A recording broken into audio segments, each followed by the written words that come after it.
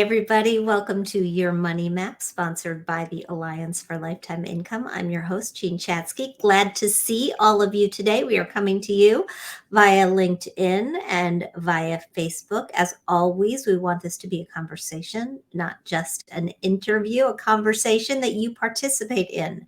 So if you've got a comment, if you've got a question for my guest, who, by the way, has amazing answers, go ahead and put them in the comment section. We will bring them into the conversation. So today, as so often happens, I saw yet another headline scaring me, meant to scare other people about retirement. This one was the result of some Goldman Sachs research. It was published by the folks at CNBC. And it was all about the financial vortex. That's what they were calling it. This period of time after you retire, when if a life event takes hold, it could really shake you off your financial foundation, the rock of financial stability that you've worked so hard to build for yourself after years and years and years of saving. Look, we know it's a risk. As we are about to hit peak 65 in 2024, with more baby boomers turning 65 every day than during any other year, 12,000 a day. Many people, most people, are not adequately prepared for retirement. And one of the reasons why is that saving for the future, it's really, really hard. Not because it's so hard technically, but because it's really difficult for human beings who are so focused on the present to do. Nobody knows more about that than my guest today, Hal Hershfield. He is a professor of marketing, behavioral decision making, and psychology at UCLA's Anderson School of Management. His research, which sits at the intersection of psychology and economics, takes a good hard look at how we can improve our long-term decisions. And he's got a great new book on the topic called Your Future Self: How to Make Tomorrow Better Today. Hal, welcome. Thank you so much for being here with me. Hey, thank you so much, Jean. I've been looking forward to this. I'm just fascinated by behavioral research in general, and by this concept of why the future is so difficult to wrap our hands around in general and specific. Can you talk a little bit about how you came to this research and what you mean when you say your future self? Sure. So, I mean, the way that I came to this research really has a lot to do with what you were talking about earlier, which is the retirement crisis. But I mean, this was now almost 15 years ago. I was having conversations when I was in graduate school about topics that would be of interest. And it was true then, and it's still true now, that we have a problem on our hands with, when it comes to saving. And so I started sort of digging into this problem, not from an economic perspective, but from a psychological one. And one of the sort of ideas that really resonated, that I really hit on there, was this concept that we have our future selves, and those are people that are very far off in the future. And what we mean by that is that there's a distant version of us that exists, maybe in 5 years, maybe in 10 years, maybe in 20 years. It all depends on what we're talking about, if it's retirement a long ways away or nearby.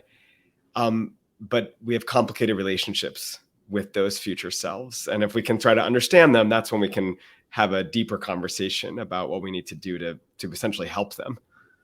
Why do we have complicated relationships with our future selves? I mean, when we talk about our future selves, as you've pointed out in your work, we have many versions of that future self, right? There's the tomorrow version, there's the month from now version, but there's the 5-year version, the 10-year version, the much older version. Well, so part of the difficulty is that the present is the time period that we live in, right? So everything that we're doing is focused on right now. And it can be easy to say, well, the things that are going to happen later, those are happening later. It's not as important as right now. I mean, there's some caveats that need to be said there, of course, but the future is also uncertain. The present is uncertain. And like you said, there's many different time points that we can think about. And the further out we go, the future becomes essentially more uncertain. But if we really want to sort of boil it down, part of the problem, part of the reason that we have these complicated relationships is because in many ways our future selves actually seem like other people entirely. It almost feels like sort of a separate version of us, which I know is sort of a strange notion. I don't mean to get like sort of too deep into the philosophy here, but this is a problem potentially. Well, and you have found some very interesting ways to get at this problem.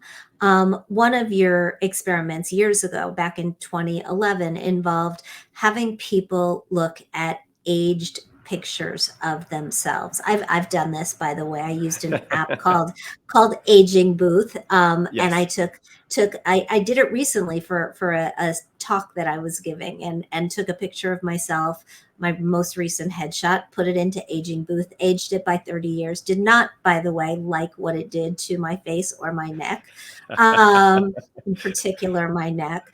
But your research has shown that you, by seeing yourself in this way, you become a little bit more empathetic with that future self. How does that help? Yeah, that's right. So I mean, the basic idea there, if you think about it, our future is so abstract. And it can really be hard to feel emotional about something that's abstract. It's kind of like if a charity were to try to get you to donate, and if they were to give you sort of a list of statistics, that doesn't really like grab me, right? But if they show Right. you a picture of one kid who's in need, or they tell you exactly how your money is going to be used and what it'll buy, all of a sudden that's vivid and that's emotional. And my colleagues and I think a similar process may be happening when we show you what you'll look like in the future. Now, of course, there's sort of variability here, right? Not everybody wants to see their future self, as you said. Like I haven't taken a hard look at what my neck will look like then, but now that you've said this, of course, I'm thinking about it. But the bigger point is that it's an exercise that sort of turns the dial up on how vivid our future selves are, and that really makes the future self more emotional. It makes it easier for us to think deeply about how the decisions we're making today are going to impact that later version of ourselves. I sort of think of this experiment akin to, there have been experiments, physical experiments, where they where people put on suits that contain a lot Right, of weight, right? Fat right, suits, right, and right, and then go through their day seeing what things are challenging, or people are self they adopt a disability for right. a particular day, and then that really ups the empathy. Yes. What you found, though, with this experiment was that it actually, if you ask yourself to save money in the moment, or increase your retirement contributions in the moment, you're successful. Right. So, early on when we first started that research, we found that exposure to those images, those age progressed images, led people to want to save more. And then my collaborators and I have a paper that just came out where we found that, if we show these images to lots and lots of people, we worked with 50,000 bank customers, and half of them get the standard message, it's important to save, and half get that message, but then the opportunity to see their aged selfie, I think we called it.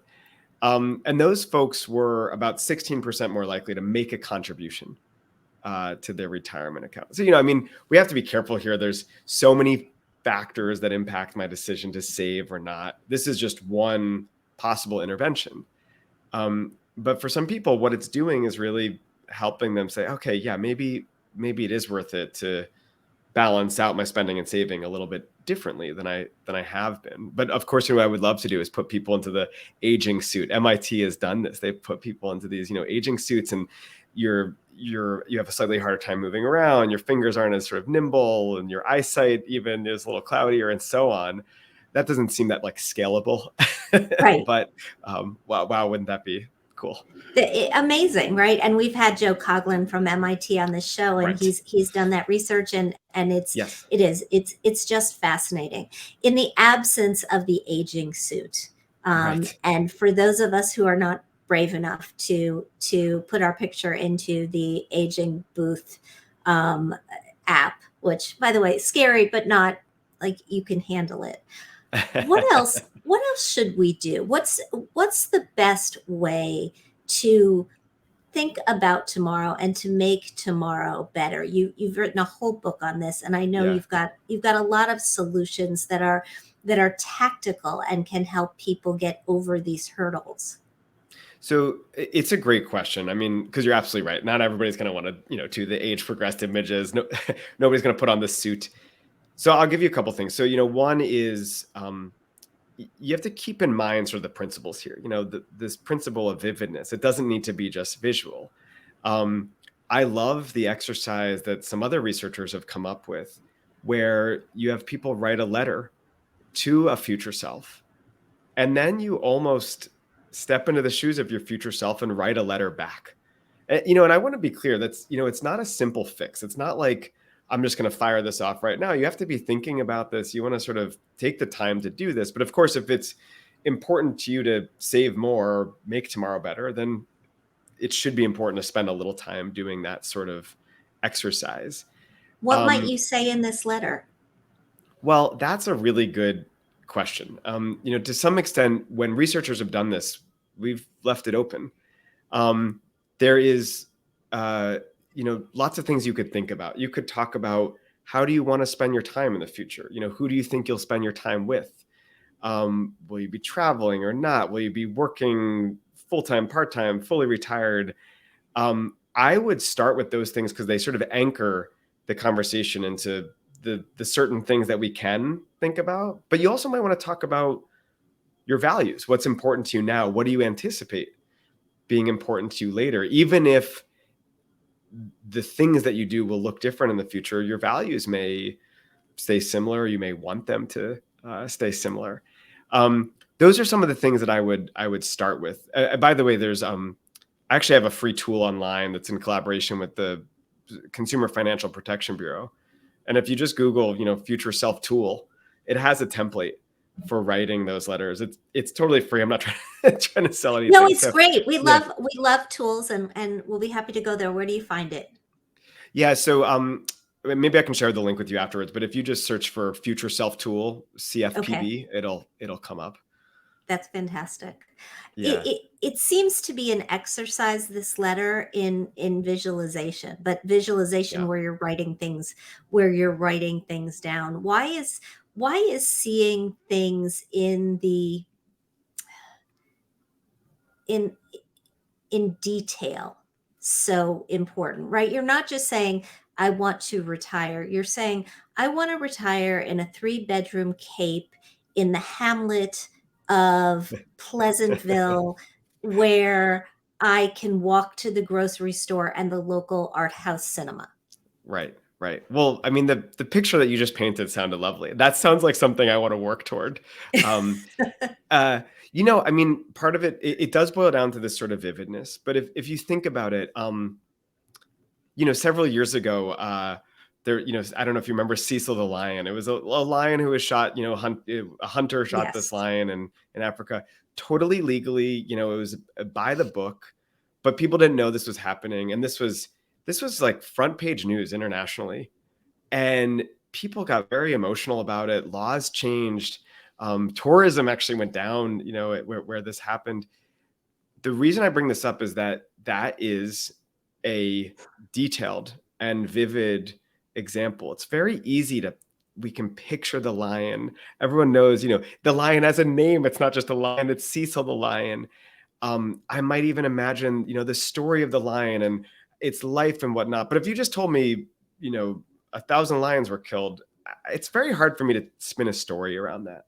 And in the same way, if I'm, writing that letter, if I'm talking in detail, now it's a lot easier for me to sort of remember the story, to become attached to that story, to think in more depth about what happens if I live in this place or that place and how I spend my time. It just makes a much richer imagination for us, which is then easier then to sort of work toward. I want to dig into some of your other tactics for helping Yeah. us do more of the right things today to help improve tomorrow. But we've got a couple of questions and comments. Jordana writes, how might the idea of your future self help us combat imposter syndrome? Sometimes Mm. I think I'm not good enough yet, but one day I will be. Can empathizing with my future self help me be kinder to my current self too? That's an interesting one. Oh, that is such an interesting question. I love that. I would almost sort of flip it around and ask that, you might think even about your past self and where you've come from to where you are now. And, I think she'd said, be kinder to my present self. There's great work on self-compassion. And, I think we could argue that self-compassion is relevant for our future selves and it's relevant for our current selves. And you might even say, well, in order to become more of the person we want to be, we have to first start with the person we are now. And then, separate from that, I would just mention that, there's two ways to think about imposter syndrome. One is that you're not real, but somehow you've made it as far as you have, which is great. Congratulations. The other one is that, you've tricked people into believing that you are. So that's also great. But most likely everyone else is feeling it as well. And if they say that they're not, that's probably just an indication that they really are. Yeah, yeah, absolutely. And Kathleen writes that she's 61 and discussing all of the things that we're talking about with her daughter and learned a lot caregiving for her father who passed the last year. So Mm, I'm sorry about your dad, Kathleen. yeah. Thanks for chiming into the conversation. If you've got a question or a comment you wanna let us know about, please just put it in the comments. We'll weave it into our discussion. I know when you talk about making sure that you do the right thing, you talk a lot about intentionality. Yeah. Um, what's why is it so important?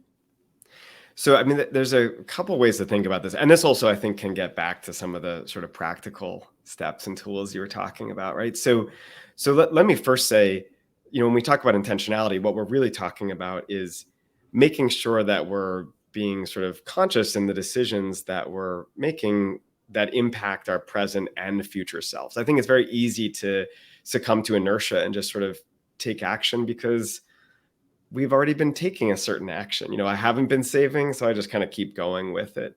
Or, I'm in a certain job because that's the job I'm in, but I haven't really stopped and thought, like, is this what I'm going to want to look back on positively? Now, we can also get really concrete when we talk about intentions and intentionality, which is to say, when we make plans, we can engage in a tactic that psychologists have called implementation intentions. The idea is that I can say, okay, I have an intention. I mean, let's stick with the saving example because I think this is so Okay. relevant here, right? And I could say, well, I intend to save more. Well, okay, what does that mean? Let's like break that down into as many different small parts as possible. Like the first step is probably figuring out where is my savings account? Do I even have one? Where do I go for one of those? And then not to stop there by just breaking things down, but to make an intention for when we're going to actually implement that action, right? So I could say, I mean, literally, okay, I know that I want to rebalance my portfolio. Hmm. When am I going to do that? Well, I look at my calendar. Friday, I have a break between 11:30 and 12. I'm going to write that down on a note or in my calendar or whatever and say, that is when I will take this action. I might even tell a friend or my spouse or somebody to have some accountability. But the reason I like this tactic so much is that it really starts taking sort of abstract plans and making them concrete and making the steps to take those plans concrete so that it really makes it easier to sort of go from who we are right now to eventually who we'll become. Sometimes I think we might think, well, it's just me and my calendar, right? Like I know I'm going to do this. I see I have this break Friday at 11. I'll do it Friday at 11. Why is the writing it down so important? To some extent, it's a commitment. That, and our commitments can vary, right? From well, a very soft commitment. I just wrote it on my calendar to me, to, a harder commitment where I might publicly say, like if I were to publicly say right now on Friday at 1 p.m., I'll finally take care of the pile of, my stack that I have on our dining room table that Yeah. my wife keeps asking me about. Well, now I really have to do it. Part of the reason that this is powerful is that we like to think of ourselves as people who are generally good and are consistent and follow through on our word.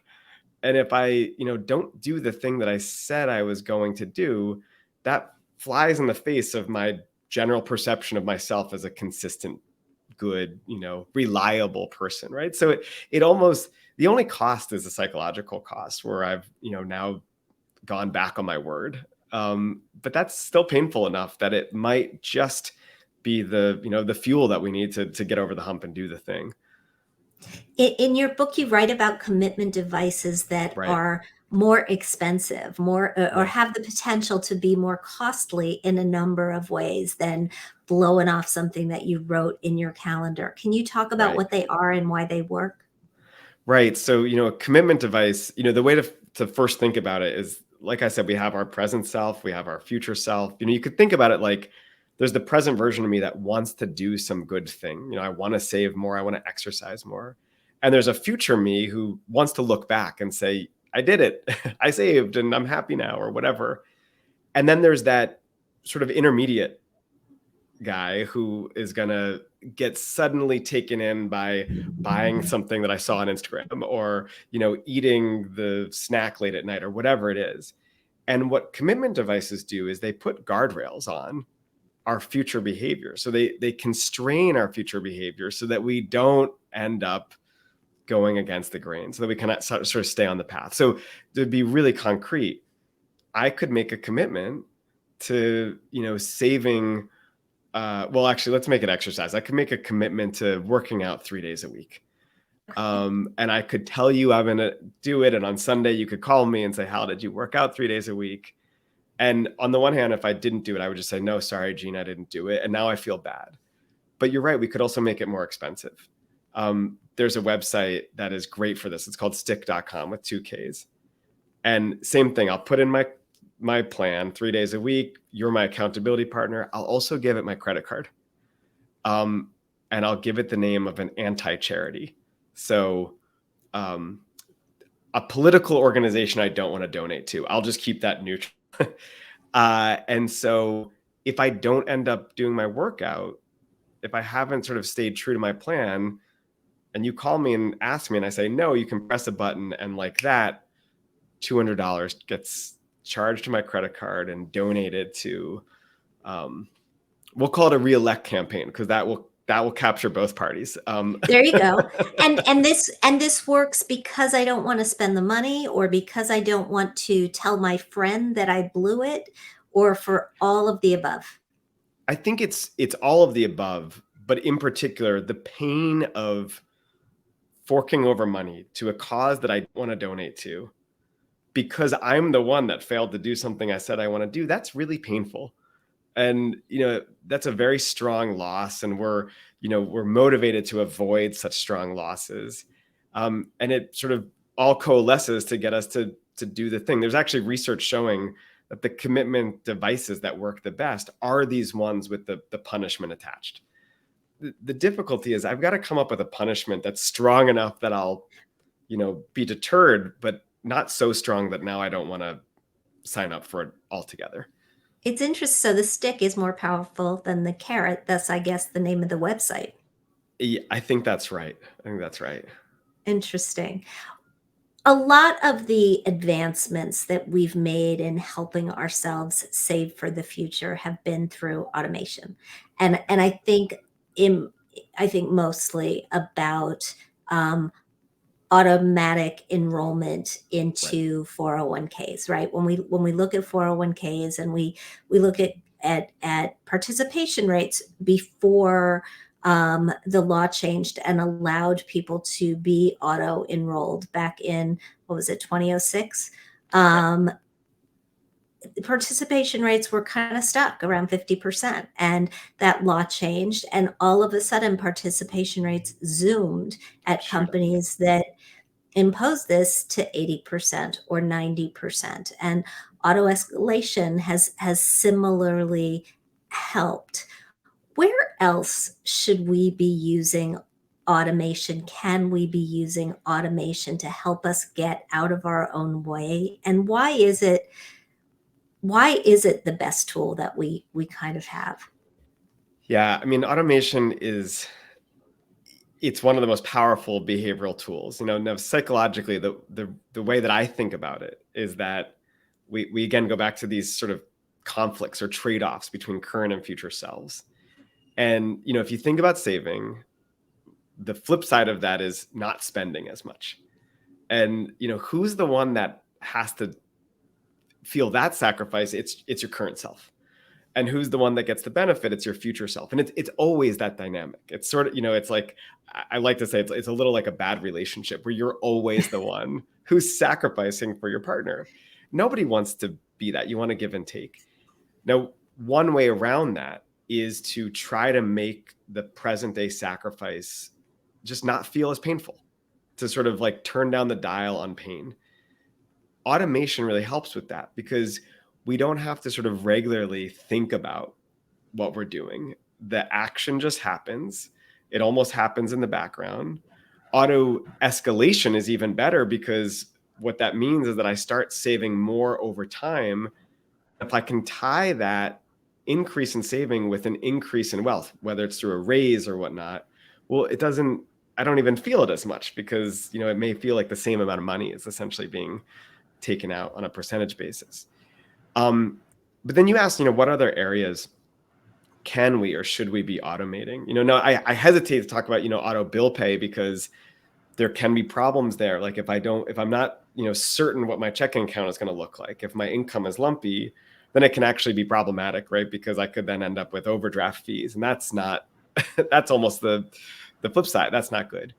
But trying to enroll myself in an auto savings account where I'm sort of saving at a consistent rate and it's automatically happening.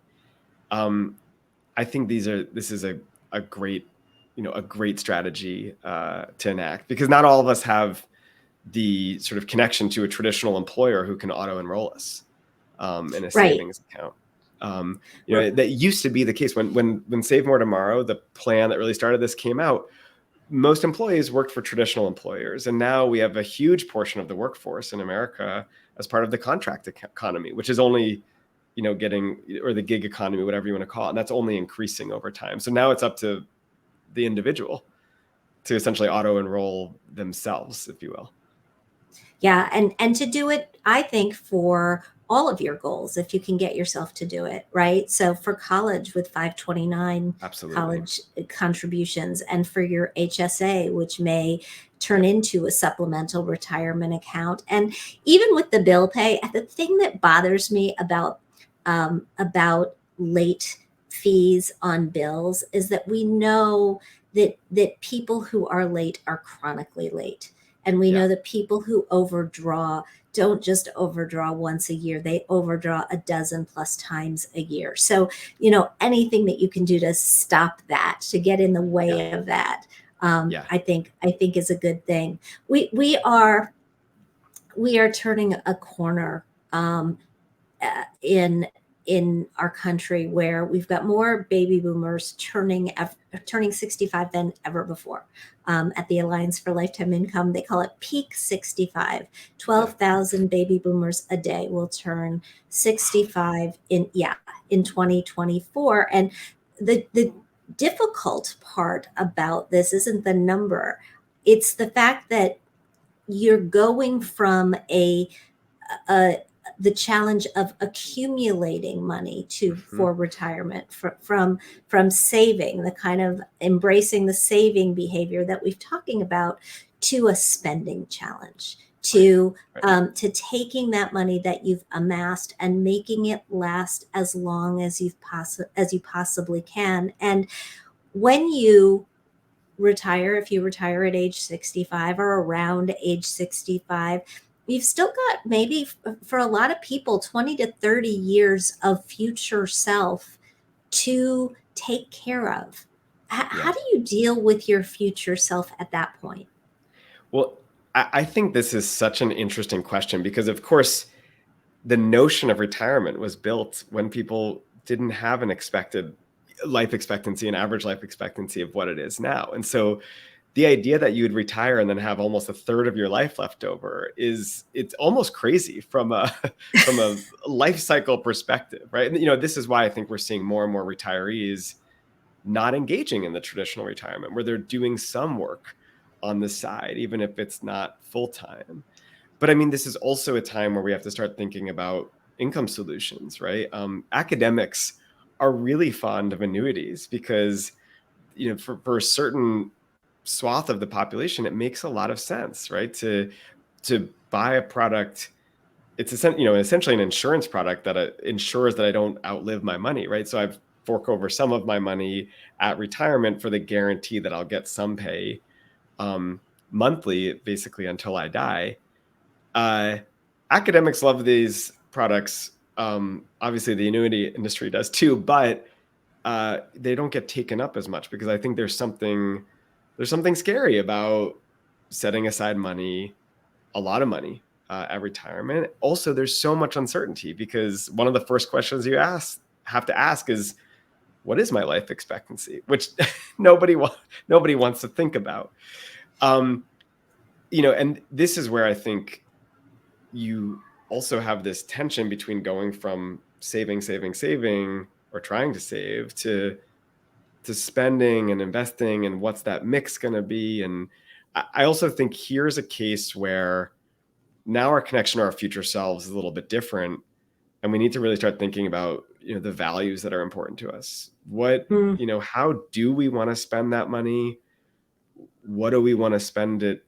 Who do we want to spend it on? And also you add in the mix the uncertainty surrounding health events, and maybe my adult kids move, and do I want to be near them or not? All these questions are very hard questions, Yeah. and they're difficult to grapple with. I think those pre-retirement years, the 5 to 10 years leading up to retirement, if you haven't talked to a financial advisor, boy oh boy, it is a good idea to have Yeah. have that checkup or have that conversation. We are about at the end of our time here. As we wrap this up, I wonder if you have 2 to 3 tips that you could leave us with, things that can help people get on the right track as far as making their tomorrow better today, to quote the title of your book. Yeah. So, I mean, I think I can kind of boil down to some of the things that we talked about, but just to make it concrete, one thing is to try to enhance the connection to your future self. Maybe that's through letter writing exercise. Maybe that's just sort of more detailed thinking about who that person is. But that can really allow us to consider the values that we have, which then can lead into the second thing, which is to be intentional with our spending and saving. This conversation is not meant to say stop spending and just save, Great. but rather, what's the mix there? There may be times where it makes a lot of sense to spend more now because I'm creating memories that my future self will look back on, and that's also good. And then, of course, the third tip, the very practical one, and I know we've talked about it, but automate. Figure out what factors, what sort of aspects of our lives we can automate, so that we don't have to think about the sort of pain involved in making these contributions over and over. Fantastic. Hal Hershfield, thank you so much for being here. Great conversation. Our commenters are saying the same thing. Great conversation. So thank you for that. If our listeners would like to learn more about you, more about your work, where can they find you and follow you? You can just go to halhershfield.com. Most of my research is there, and the relevant links, or I'm active on LinkedIn and Twitter as well. But thank you so much for having me, Jean. Of course, anytime. Thank you for being here. And if you'd like more information on the Alliance or its work or this conversation, you can check out our website. You'll find it at protectedincome.org. And for information on this conversation, specifically protectedincome.org/Hershfield. Thanks so much. Bye, Hal. See you guys. Bye, Jean.